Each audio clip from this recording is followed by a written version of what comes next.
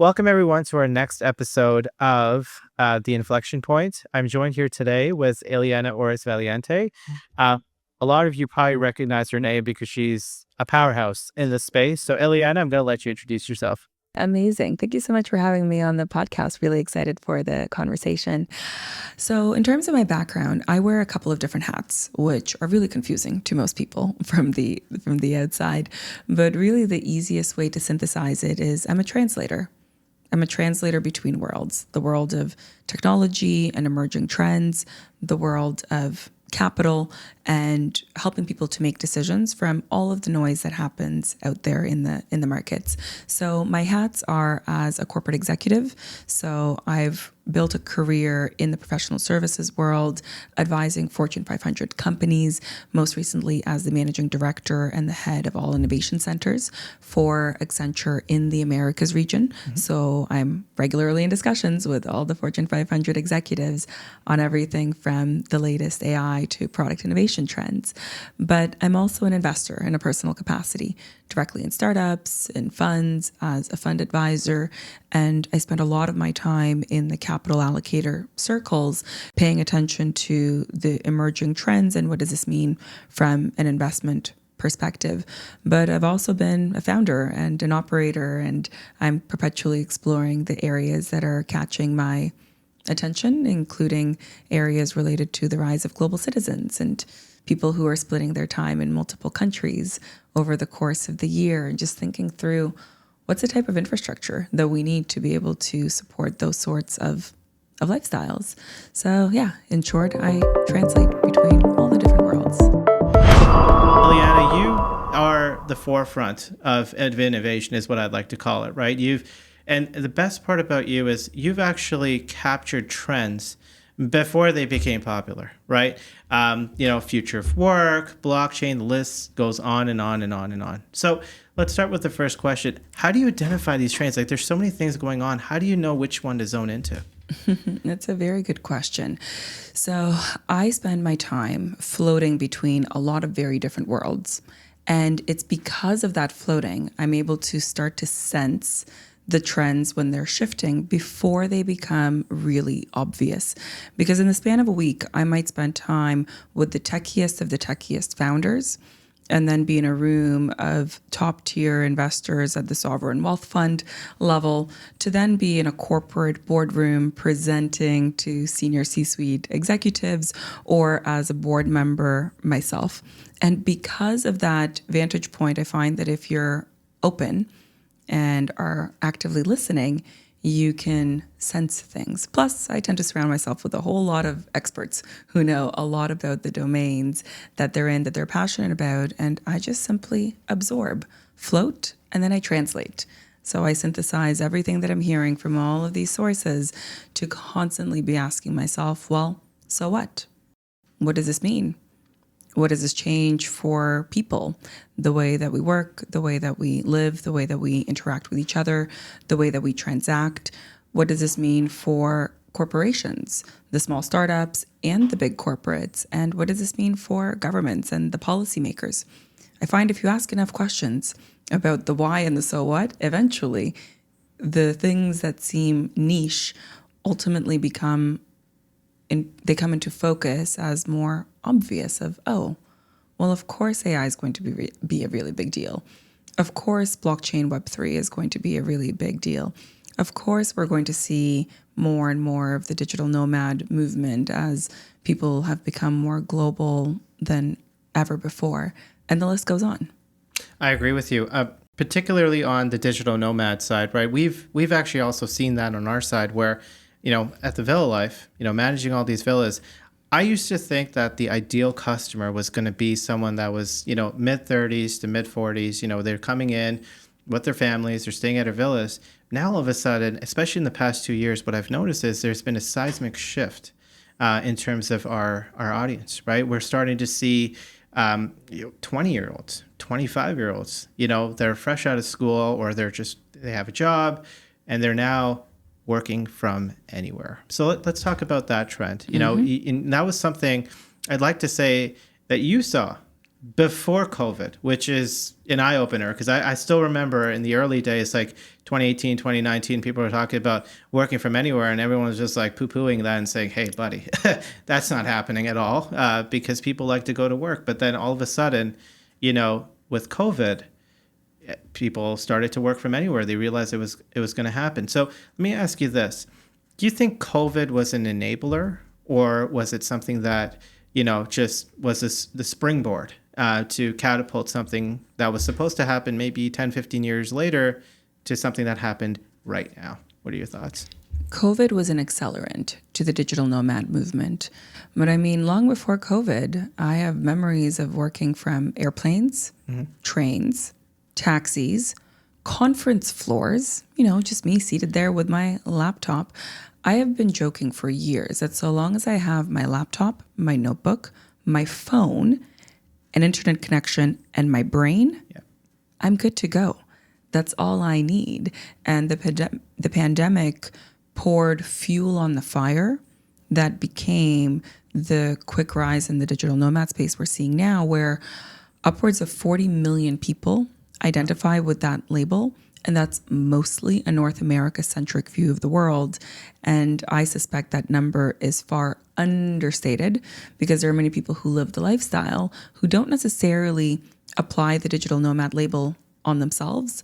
Because for better or for worse, the label still comes with the stereotype of, oh, are you a 22-year-old backpacker in Bali earning $15,000 US per year, which affords you a certain, standard of living.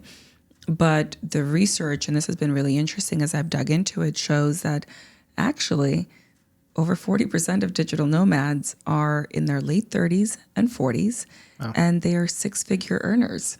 So the reality and what the statistics show is very, very different from the misconceptions from a branding standpoint. But regardless, if you consider the size of the working population in the US, that suggests that 1 in 10 people are living a version of the digital nomad lifestyle. Wow. That's seismic. 1 in 10. 1 in 10. 1 in 10. I mean, that's a number that you would think that is, wow, that's crazy. That means 10% of the population is a digital nomad, right? So now you're living from anywhere. You have people living, and it's not just within the US. You're finding that people are like, why don't I live in Mexico? Why don't I live in Europe? Why don't I live in Asia, for example, right? So you're seeing a lot of people realizing that they're traveling more, that they can travel more, and that they can live anywhere, right? Do you, in that sort of lens, do you feel that it's just work that's, driving, or that ability to work from anywhere that's driving it, or is there something else that's motivating people to realize that they can work from anywhere? The motivations run deep. Think about it this way. Moving is consistently ranked as one of the most stressful events in a person's life. Yep.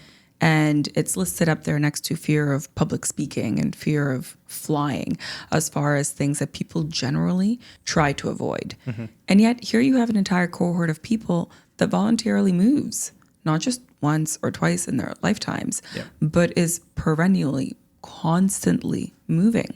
So some of the reasons why. Yes, it can be the fact that they can work from anywhere. In other cases, people are optimizing for passports and residencies, and they're optimizing for security amidst all of the geopolitical shifts that are currently happening. The H-1B visa situation in the US is a perfect example of just how quickly a policy can change that forces people into movement that perhaps they weren't planning on doing.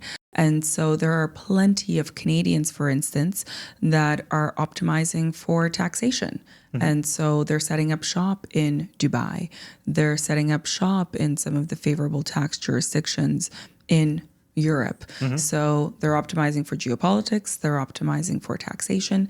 In some cases, they're optimizing for lifestyle. I don't love winter.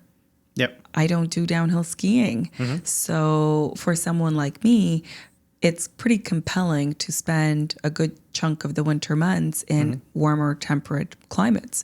And so people are optimizing for lifestyle. Some people are optimizing for time zones. So they realize, it's actually really convenient if you're a morning person to work European, be in Europe while working North American hours. So there's a long list of reasons for why someone might live the digital nomad lifestyle. And the fact that their work is flexible and allows them to do it from anywhere is an enabler of it. But it's lifestyle principles first, work second. So, as you know, people are now stressing they have to return to work. And there's those proponents, particularly like Elon, for example, very vocal that you have to come to work. You have to show up at the office. You have to be in front of a desk. And then there's others, and I know of companies, I was talking to the founder of Hostaway, for example, completely, and Shopify, for example, completely virtual. Like you can work from anywhere. So what are your thoughts on that? Is working from anywhere a deterrent to success for a company? Do you have to have like some flexibility, like you have to come to the office or something? What are your thoughts on that to the naysayers? Very few things in life are black and white. Right. I strongly believe that the work environment depends on the nature of the role that the individual person is in. So even within one organization, you may have a tech team where most of their work requires heads down, independent work where occasionally they are on phone calls. But in the same company, you may have a sales team that has to be out on client sites, not even in their own office. Yep. And then within that organization, you may have a strategy team that needs to get together regularly and work in person and do collaborative sprints all day, every day. And then you may have other teams that only need to come together every once in a while in person, and the rest of the time they're working asynchronously on various projects. So the answer for who should be working from home versus who needs to be forced into an office boils down to what's the nature of the work that we're asking people to do, and what does that work require? The second lens is, what is the individual's preference? If someone is an introvert and actively hates being in social, open concept work environments, forcing them into an office all day, every day is torture. Yep. The social butterfly, on the other hand, who thrives surrounded by others and feeding on the energy of others, who feels lonely at home, probably makes sense for them to just be in the office. But how do you mandate that? I don't think you can. And so the approach and the philosophy I often share with leaders is, first, do you trust your people? Yep. If you hired them, presumably it means you trust them. Do you trust them to do the role that they were hired to do? Do you have metrics that tell you whether that individual is fulfilling the role that they were hired to do? If the answers to all of those questions is yes, then it means your work policies might need to be flexible, which says, dear team, I trust you to figure it out. If you need to be at a client site every day, go to the client site. If you need to be in the office occasionally for the in-person team meetings, please make sure that you're in the office for those team meetings. Make sure you're there for the quarterly town hall, the strategy deep dives. But the rest of the time, please do what makes sense for you. Please do what makes sense for your lifestyle. Simply communicate. Right. So there isn't a one-size-fits-all approach within one team or even within one organization. And it's almost as though we've lost the ability to have nuanced conversations, and we have this desire to force fit everything into a box of remote work is bad or remote work is good. Digital nomad life is bad. It's good. It depends on the person. It depends on the circumstance. We're at an inflection point today, right? We're starting to see regulatory pressures as well, like as you just mentioned, the H-1B visa, where Trump is hammering down and now saying you got to pay $100,000 if you're going to hire, talent from overseas. So there's now a mandate that's happening from a regulatory lens to hire America, build in America, bring things to America. What are your thoughts on that? What are you hearing from the grounds, in talking to your clients and also at Accenture? How are you navigating through, I guess you can call this a storm of sorts, because we're in that world of the unknown right now, as, it seems like policy changes are happening every, 30 days. We've got the tariffs and everything going on. So I'd like to say we are at that inflection point with the government now, the first government, I should say, that is outside of the realm of COVID, right? With the Democrats before, now and the Republicans, and you've got this new governing body that's coming into it and going from there. So what are your thoughts on that? What are you seeing on the ground? Change is a constant. That's the only constant. Yep. Change is accelerating on so many domains and so many frontiers, and we need to adjust as individuals, and we constantly need to be adjusting as business leaders as well. Now, when it comes to regulatory policies, every country around the world is trying to figure out talent. How do they attract the best talent to their borders? How do they balance the needs of their local population and the needs of those that they're bringing in? And so it's a never-ending set of shifts that we're seeing. We can compare and contrast what's happening in the UAE, where the UAE is actively rolling out the red carpet and attracting talent into the region. They have their creator program that's attracted thousands of people since it was launched in January 2025.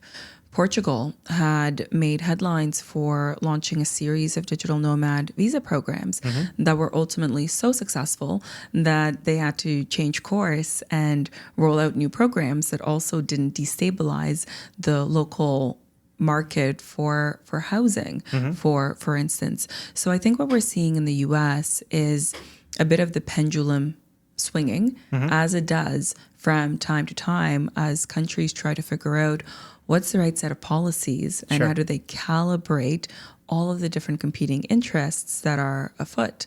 But it goes right back to the original thing that I was telling you, which is people are increasingly more mobile than they have been before. So one program opens up in a region, suddenly there's an influx of talent there. A program closes and suddenly that talent is reevaluating, well, where do we go next? Well, where's next? Where's next? Where's next? And you know what? I think that's super powerful, right? Because what we're seeing on the ground as well is, you've got that growing population of digital nomads. And as you mentioned, they go to Portugal. Costa Rica was a hot destination. Ecuador, parts of South America that's blossoming. Uruguay. We're starting to see people move around a bit. And one of the areas is governments recognize that the need for talent is amazing. It helps and boosts the economy, right? All these people bringing in all those dollars are now investing into the local businesses, the coffee shops, the restaurants, the bars, so on and so forth, the entertainment. But at the same time, the housing market is getting stressed, right? Because now you've got people that are traveling and they need a place to stay. And so it's a balance, right? It's like you've got, there's a finite number of homes and those homes cannot be built overnight.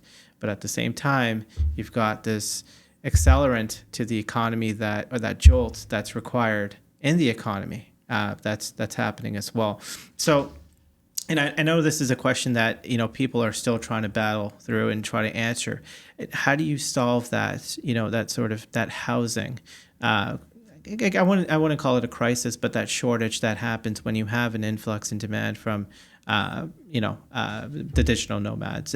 Have you been exposed to some of the ideas that people are proposing? What are your thoughts on that?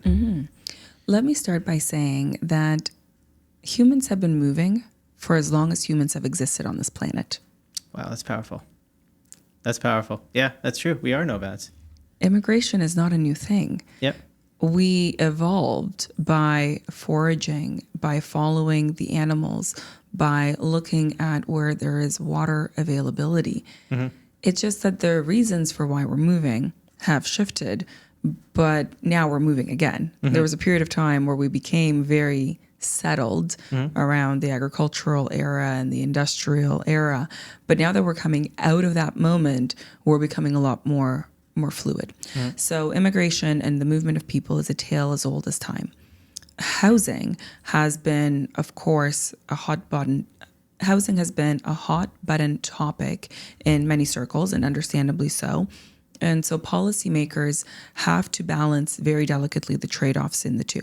I'll give you the example of Barbados. Barbados rolled out their welcome stamp program where they were charging applicants, and the fees raised from that program contributed to the local economy. So in their mind, the calculus was the talent attraction, the revenues raised from this program, and all of the incidental spending that people were doing in the Barbados economy outweighed the potential capacity constraint that they were experiencing on the housing side of things. That calculus is going to depend region by region. So there isn't one straightforward answer. I am seeing some really cool solutions, though, emerging to the short-term housing crisis. One example would be companies in the co-living space, where it's no longer about every individual having their own separate living environment, but it's shared housing. So that's one on the lower end of the market, if you will. Then you're seeing the rise of home swapping platforms. Wow. Kindred is one example. My Place is another example. They have different financial models, but the idea is you have these private ecosystems of people who are swapping homes when someone is not in their home destination, because presumably there are others who are potentially traveling. So I'm seeing a lot of innovation in that real estate model where it's not about, oh, let's price out the locals, but how do you thoughtfully integrate the inbound talent amidst the constraints in your local region? You know, Airbnb started, I'd like to first start off by saying I think the short-term rental market was always kind of there. It was more on the luxury side. I mean, you had companies like Liqueur that was renting out, and luxury retreats that was renting out villas, shall we say, to travelers. And this has been going on since the 90s. And then you had Airbnb that suddenly came in, you know, and said, you know what? Why not invite people to stay at your house, right? Or live in your house? Like, you've got this empty nest over here. You know, why not rent it out on a, you know, per day, right? And that led to an arbitrage opportunity that people jumped on. It became very, very successful. We've now hit another, I guess, inflection point where it was like, okay, so you've put the house on rent, you know, short-term rental. That's great. People are making money. That's great.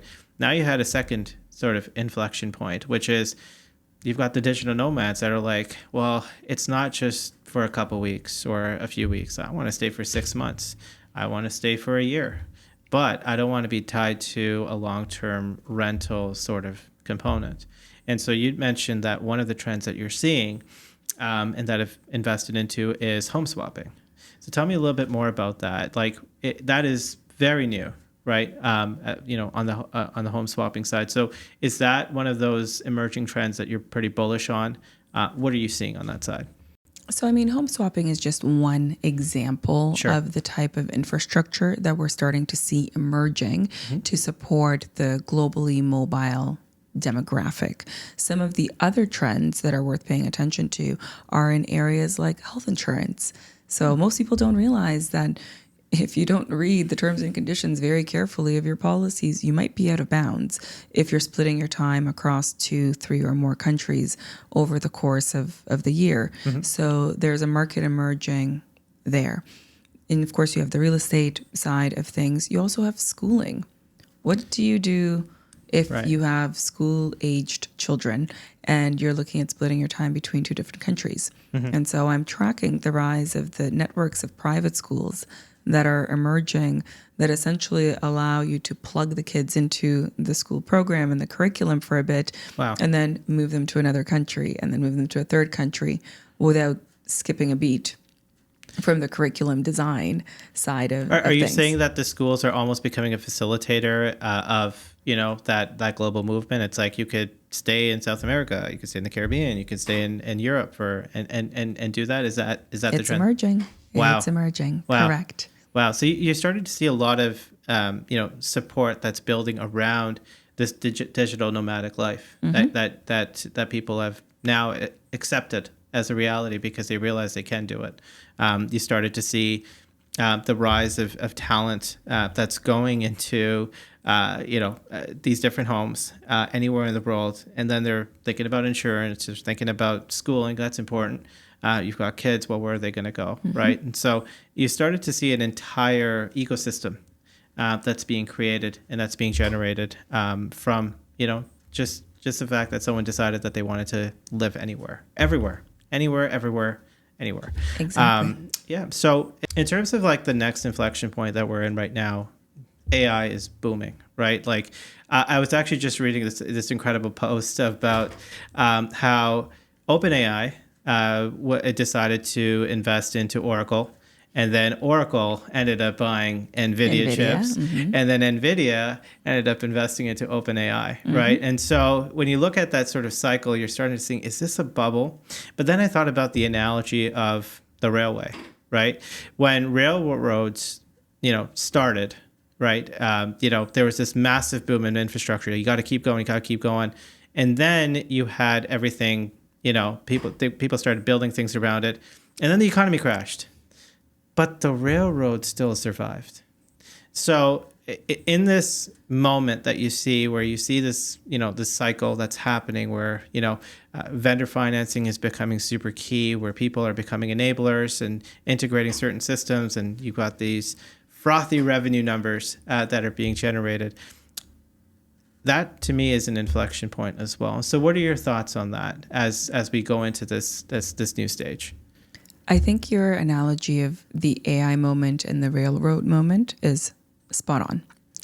The way that I look at AI is through a 3-layer stack, and it really helps people to cut through the noise of all the developments out there. The base layer is the infrastructure layer. This is where you get into all the data centers, all the GPUs, all the hardware. When you read the headlines, sometimes the headlines don't even look like they're written in English because they're so convoluted. For most people, they can typically safely ignore what's happening at the infrastructure layer unless they're a sovereign wealth fund, they're a nation state, they're a large corporate player. That's not where most people are playing, but that's a really important layer of it all. It's the railroad analogy. The second layer is the application layer. That's where most people are going to be interacting with AI, whether it's in their personal life, through various productivity apps, or in their professional life. That's where most businesses are spending their time, energy, and attention, or at least should be, because that's where they're going to see the uplift for their business. The third layer is the human experience layer.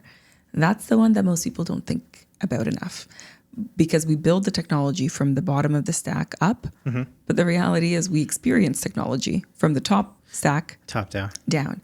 And if we don't have trust that these AI tools are actually going to make our lives easier, or that our data is our data and it's safe and it's protected, and that their employers are operating from a place of the best interest of the employee, if those things don't exist, then the AI adoption will not happen. So trust ends up being the limiting factor.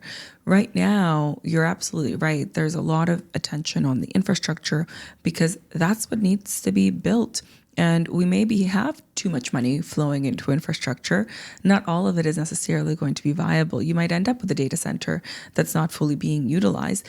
That's okay. It's how every single innovation cycle has worked. You have all this capital rushing in, and then at some point, some of the projects die off, but you will still have the baseline that persists into continuity. So no, I don't think that it's a bubble that we're in for AI, but are we absolutely in a bubble when it comes to certain companies and certain valuations and in certain geographies? Yep. Absolutely. Over 53% of all VC funding in the last year went into AI-related spaces. Yep. When you look at further upstream where the VC funding money is going, most of the VC funding actually flowed to a handful, about 20 big VC funds this past year. Yep. At the expense of all of the other VC funds out there that are investing in all of the other thematic areas.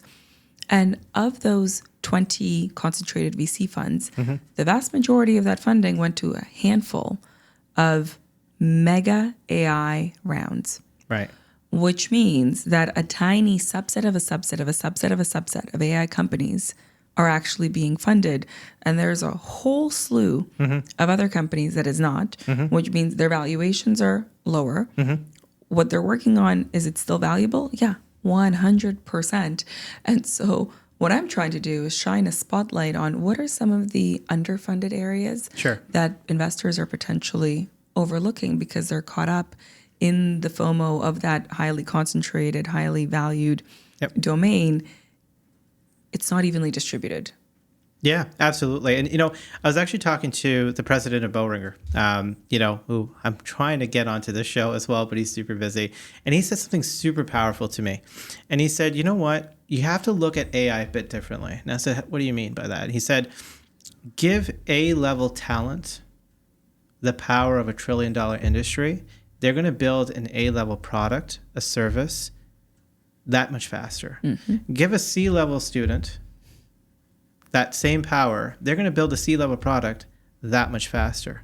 And, you know, as I reflected on it, I realized how true that was, right? Because the companies that I feel that are going to succeed, and I'd love to hear your thoughts on that, companies that are going to succeed are the ones that have found that wedge, that, you know, this is going to be something that's going to be of use, that's going to be impactful to people, and it's going to be that A-level product, versus it's not going to be that generic, hey, help me write my essay, you know, that much faster, right? And so what are your thoughts on that?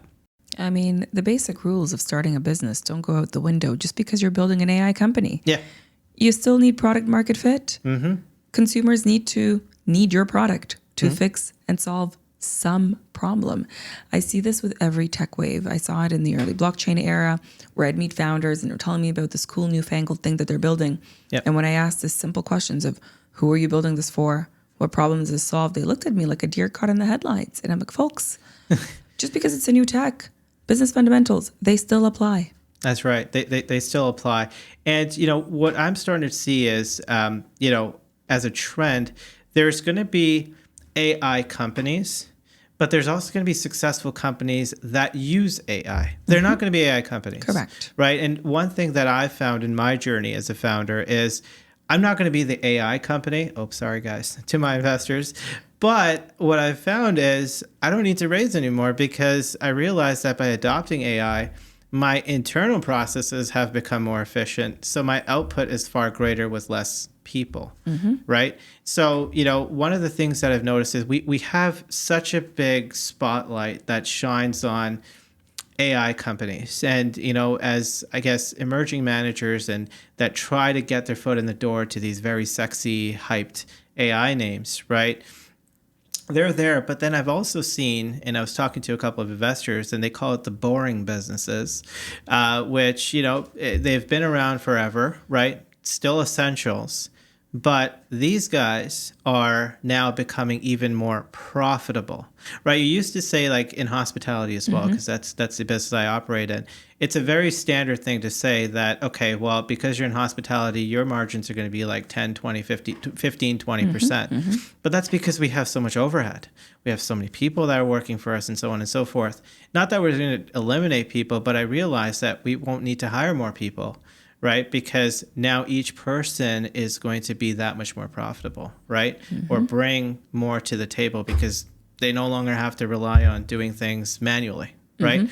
And so all these boring businesses are going to start seeing that massive uptick in profits as well, right? And so that's something that we've been actively, you know, seeing, and, you know, from the companies that are now using retreats, you know, for our side, we're starting to see a lot of these boring companies are doing retreats because they're like, hey, we've got this extra money lying around, so we could start doing that. So that's something that we're starting to see as a wave as well. Is that accurate? Are you starting to see that as well? Very accurate. So AI is affecting different businesses in different ways depending on where they are in their life stage. So for instance, look at a brand new startup. Historically, the brand new startup would need to go and raise VC funding in order to build their very first iteration of the product and find the product market fit and the rest.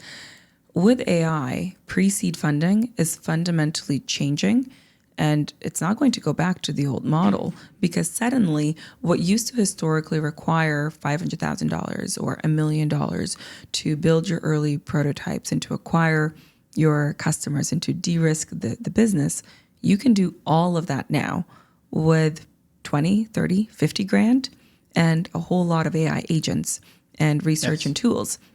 So it's great for the founder because they're not raising early on, giving away big portions of their company at a low valuation.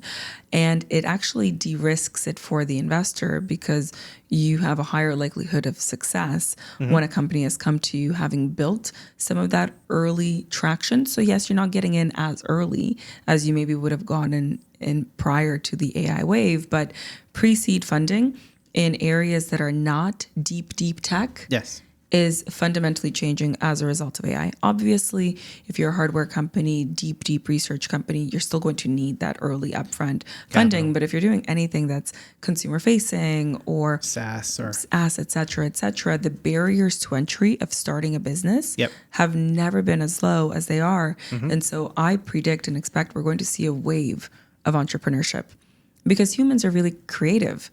We always have been. Whenever there is a setback, whenever there's a shock to the system, we manage to learn and adapt. And I think that we are unlocking with AI the new era of entrepreneurship, which fundamentally changes future of work and future of everything else as well as we shift away from traditional employment and into that model. But going back to your other example of the boring businesses and how do they adopt AI, you're absolutely right that there's an opportunity to use AI to automate and streamline all the back office processes and to do leaner, faster client acquisition and the rest, which means the margin profile that you would expect, whether it's in hospitality or a healthcare business or any number of other domains, is going to fundamentally change, assuming that the leaders in those organizations are willing to make the changes that are required. And that's not a given because not every leadership team is willing to roll up their sleeves and to fundamentally start to reimagine, why does our business exist in the first place? How do we appropriately add AI into the mix? Because it's so easy to get caught in the day-to-day operations of the business as opposed to working on the business. But in general, I'm really bullish on the mid-market in some of those more traditional industries and their ability to pivot fast, even more so than the ability of some of the large, Fortune 500 companies to make a fast pivot. Are they pivoting? Absolutely. Are there lots of initiatives underway as part of POCs and pilots? Absolutely. But just by the nature and the sheer scale and the complexity of their businesses, it's going to take some time for the AI programs to really trickle down, assuming that you have board of directors level support and senior C-suite support as well. Yeah, especially like for those, going back to like the boring businesses, right? It's like they're all, and I heard this comment, and I had to think about it for a second. The comment I got was, we're all having a Blockbuster moment. Right. If you remember Blockbuster, it was like they had that moment of, they could have acquired Netflix, shoulda, coulda, woulda, right? And it was like, well, come on, everyone wants to watch it on a DVD, right? They're talking about DVDs then, right?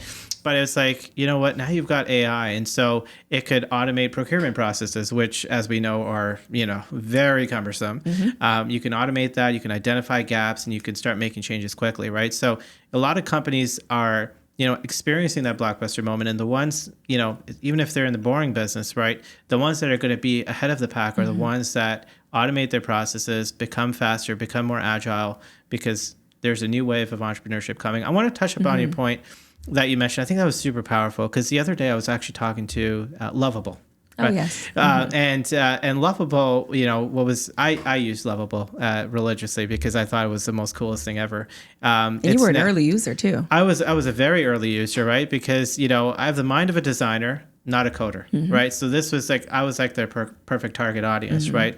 And I could build something at scale very quickly for like, we were talking about tens of thousands, and I did it for less than $1,000, right? So, that wave is coming. That barrier to entry is coming. If you're not in deep tech, hard tech, or biotech, or anything that requires a PhD in something, a PhD, let's call it a PhD in something. If you're going to be building a consumer-facing, a SaaS platform, or whatever, you can get it done for less than tens of thousands of dollars, right? Start to finish. So yes, I think we are going to see a wave of new entrepreneurs that are going to be, sprouting out of there and trying to build something. But I'm also curious from your side as an investor, right? Is it safe to say, or maybe this is too bold to say, that is pre-seed dead? Or has pre-seed shifted to now saying, because pre-seed used to be synonymous with pre-revenue. Are we now saying there should be revenues now because you've got the opportunity to use these tools? What are your thoughts on that? I wouldn't say that pre-seed is dead, but it has changed. Okay. And it's not going to go back to what it used to be. I don't think it's a requirement that a company needs to show revenue in order for it to be a fundable company. Sure. But the company needs to be able to show that they have de-risked their business before they're approaching an investor. Because if a founder comes to me and is asking for call it the next 50 grand investment. And what they are going to do with that money is something that a couple of analysts and some AI tools could already accomplish. I'm not going to back that founder for the sheer fact that they weren't resourceful enough to do with AI tools what otherwise they would be burning my money for. Right. And a founder that is not resourceful enough to use the tools at their disposal today is not a founder I'm going to back, because how do I know they're going to actually pivot and adjust when new developments happen and that they're always future-proofing their business? Right. So because the tools have become so abundant, because the tools have become so accessible, Yep. the expectation, the bar has been raised Yeah. of what is a good early stage company and what should they have done before they ever walk into an investor meeting. Also, any founder that knows what's good for them, why would you give away more equity of your company at a low valuation in the early stages if you don't have to? Exactly. So you've been investing for quite some time. What are the traits that you look for in a founder that stick out to you that, this is going to be the person that is, maybe the product hits it across, and does super, super well. But what is it that you've seen that successful founders have that differentiate them from the rest of the pack? The successful founders are unflappable. It doesn't matter what the world throws at them, they will figure it out. And a history of making the pivots when the path ahead is not charted is crucial. And that's a soft skill.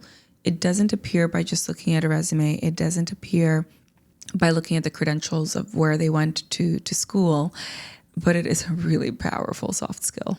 Wow. Yeah, that's powerful. I think the ability to pivot is there. I mean, even as a startup ourselves, we had, if you recall, and by the way, guys, remember. Iliana, I got to tell you a personal story. I'm gonna tell you this. I'm gonna tell everyone this story because I think it's every founder kind of goes through it. So I had my moment where I needed to get talked from walking off the ledge.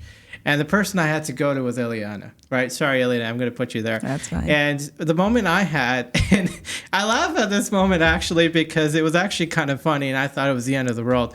But I had listed, and my business is in the vacation rental space, so I had listed a whole bunch of properties on Airbnb. And because Airbnb's payouts are after, the customer arrives, right? I had a contract with the owners that I have to pay them 30 days before they arrive, 60 days before they arrive.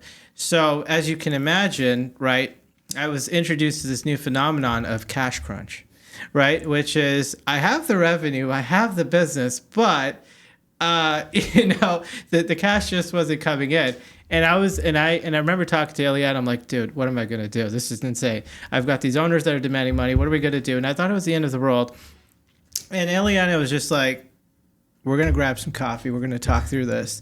And, the advice that she gave was she's like, so she, and I still remember she said, okay, the good news is you've got revenue. So you just have a cash crunch issue, right? So how are you going to work through this? And it required, and it was actually a very simple solution. It was just like, why don't you just talk to the owners? I mean, they're still going to get paid, right? It's just a matter of they're going to get paid a little bit later, right? And so, I think it's a small thing, but one of the things I learned from my journey is, one, the pivot that I had to make on the fly was going to a whole bunch of owners and telling them, guess what, guys, you guys are going to get paid later, and making that the norm, actually. So pivoting there. The other thing that I learned about is you got to be a bit flexible, and cash crunch is, I think, the number one reason why startups fail. It's not the revenues. It's not the size of your team and how well they're performing. It's literally very fundamental, which is cash. Cash is always king.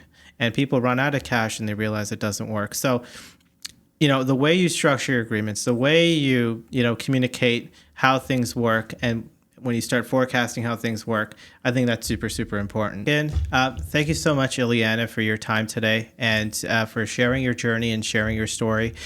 One last question I would like to ask you, though, is, as an investor going into frontier technology and seeing everything that's happening right now, what's next? Where would, if you had someone out there that's getting into investing, for example, and wants to stroke a $25,000 check, an angel check into something, what are the industries they should be looking into? So let me take a step back and share a perspective from you from a recent piece of research that was just published by the team at Allocator One. Allocator One is a venture capital fund of funds that I happen to be an LP in, and the Accenture team collaborated on this research report. This report outlines where the money is flowing today by looking at where the LPs are putting money into VC funds and what are those VC funds ultimately writing checks into. And the report shows a divergence between areas that are overfunded and areas that are objectively underfunded. Oh, wow. Yes. So it's very good intel for investors. I'll give you a subset example. Geographically speaking, we are seeing enormous potential for growth and upside in emerging markets throughout Africa and the Middle East. Southeast Asia is on a mass growth trajectory, Latin America. But when you look at where the early stage funding flows, those regions are essentially starved for capital, though they have the growing populations. The demographic trends are absolutely on their side, and they have growing entrepreneurial ecosystems. So $100,000 invested in those ecosystems is probably going to yield a far higher return than investing the same $100,000 in a fintech play that's based in North America. Because frankly, how much more room is there for fintech innovation in North America? Are we hitting a little bit of a saturation point? Potentially. Same thing goes for the AI applications. You saw all this money flowing into the mega deals and into the mega funds at the expense of absolutely everything else that is necessary, from resilient energy grid infrastructure to all of the health investments that we're going to need. Because guess what? We're dealing with an aging population. Is that trend going to magically disappear overnight? No. Absolutely not. So for investors, there's a lot of money left on the table in some of those less glamorous areas, but where they have all of the persistent indicators. And so for me, as an investor directly into startups, but also into VC funds, one of the areas that I'm really bullish on is the idea of the emerging fund manager. Oh, wow. And this is contrarian. Very contrarian. Because most people assume, oh, well, if you're going to write a check into a VC fund, you should go after one of the really established VC funds that's been around for the last 15 years because they've historically done well. Historical results don't always guarantee future results. And my bet is on the fund managers that are new to the world of professional VC investing, but they're deep experts in the areas that they're investing in. So the person that was involved in building iPhones and understands deeply the supply chain, the manufacturing, and the rest is going to have a very different vantage point around where future opportunities for ROI are going to come from than someone who's already been running a VC fund for the last 15 years in hardware, because are they really as close to the ground of where those niche domains are? I don't think so. And that's part of the reason why I've been so bullish on the thesis that Allocator One has, and following the money and following the early stage signals from these emerging fund managers, because they're investing in the really non-obvious places. That's where the alpha comes from for investors. And so what would you say it's, because you mentioned like what you're looking for in a founder is that ability to pivot and having those soft skills. Is that a similar trait that you find in successful fund managers as well? The most successful skill in the emerging fund managers is conviction. Conviction around an area that doesn't seem obvious from the outside until you start to dig into the trends. I'll give you an example. Sure. Sarah Drinkwater is a GP. Her fund is called Common Magic. She was the first person at Google that had the word community in her job title.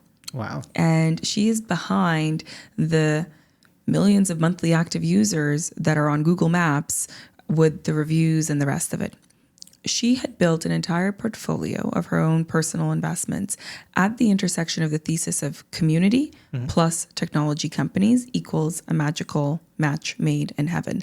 That was a very niche type of a thesis, but she had built a name for herself as an advisor to startups at the intersection of those two worlds. That's what she was investing against. And so when she launched her fund against that thesis, she owns that niche. She never has to go out and find deal flow. The best deals already find her because she knows what she's talking about and she can be an advisor. Right. She's not just writing a check to the startup. She's writing a check and she's providing the expertise, and she's going to be able to identify deals that I, from the outside, would never in a million years find. But she's been incredibly successful and has received awards as one of the most up-and-coming fund managers in Europe. Wow. And guess what? The Allocator One team funded her long before she started to get those accolades, because they saw, wait a second, early stage, conviction rich, in an area that isn't already super loud and buzzy. How many health tech funds do we need in this world? That's right. I mean, we need a lot to fund all of the health tech that needs to exist, but if your fund sounds completely undifferentiated from the other three funds that are pitching, that doesn't make an investor all that confident. Yep, exactly. Well, Iliana, thank you so much for your time. This is great. And guys, like, subscribe, and follow. And also like, subscribe, follow Iliana, because she's got great insights. So thank you so much for your time.